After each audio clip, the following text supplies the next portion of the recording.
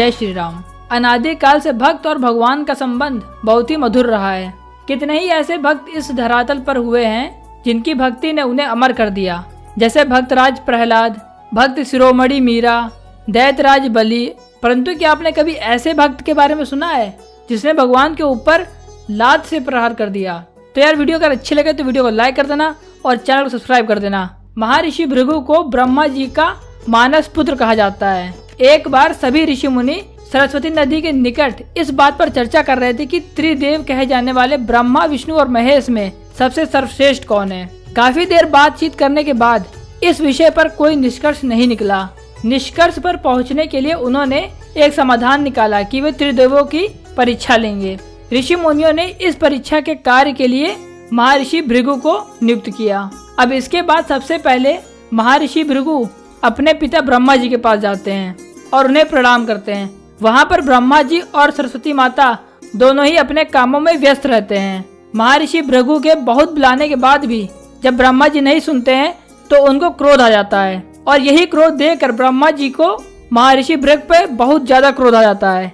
उनका क्रोध इतना बढ़ जाता है कि मुख बिल्कुल लाल हो जाता है। कुछ क्षणों बाद ब्रह्मा जी ने अपना गुस्सा ठंडा करने का प्रयास किया, यह सोचकर कि आखिर भृगु उनका ही पुत्र है। इस प्रकार उनकी विवेक बुद्धि ने क्रोध को दबा लिया। फिर महर्षि भृगु ने उन्हें बताया कि मैं सर्वश्रेष्ठ त्रिलोकीनाथ को ढूंढ रहा हूँ जो आप नहीं है। उसके बाद वे भगवान शिव के पास जाते हैं और कहते हैं कि महादेव, आपने हमेशा ही धर्म वेदों की मर्यादा का उल्लंघन किया है। आप इन दुष्ट राक्षसों और असुरों को जो वरदान देते हैं उनके कारण सृष्टि को कई प्रकार के संकटों का सामना करना पड़ता है।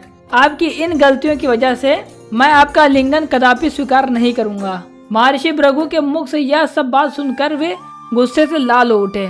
उनका क्रोध इतना ज्यादा बढ़ गया था कि वे त्रिशूल उठाकर भृगु पर प्रहार करने लगे थे, परंतु बीच में देवी सती आ गईं।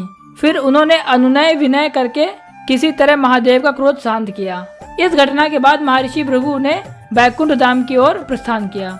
उस समय भगवान विष्णु देवी लक्ष्मी की गोद में सिर रखकर विश्राम कर रहे थे। महर्षि भृगु ने जाते ही भगवान विष्णु के वक्ष स्थल पर लात मारी। भगवान विष्णु तुरंत उठ खड़े हुए और कहा कि हे भगवान, आपके पैरों पर चोट तो नहीं लगी? मुझे आपके आने का ज्ञान नहीं था। यहाँ आसन पर विश्राम कीजिए। और भगवान विष्णु ने आगे कहा कि आपके चरणों के स्पर्श से मैं धन्य हो गया। भगवान विष्णु का उनके प्रति प्रेम देख महर्षि भृगु की आंखों में आंसू आ गया। अंत में वे सभी ऋषि मुनियों के पास पहुँचे और सारी कहानी विस्तार से कह सुनाई।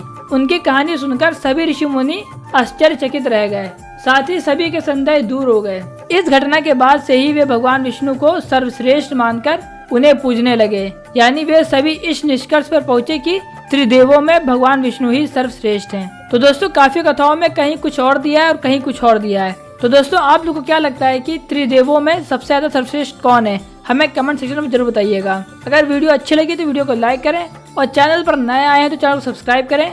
मिलते हैं अगली वीडियो में। जय श्री राम।